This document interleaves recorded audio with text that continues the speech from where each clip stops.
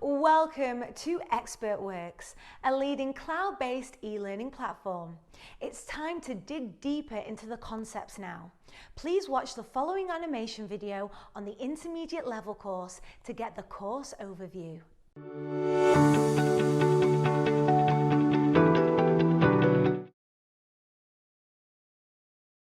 In the intermediate level course, you will be introduced to two topics, deep learning and computer vision.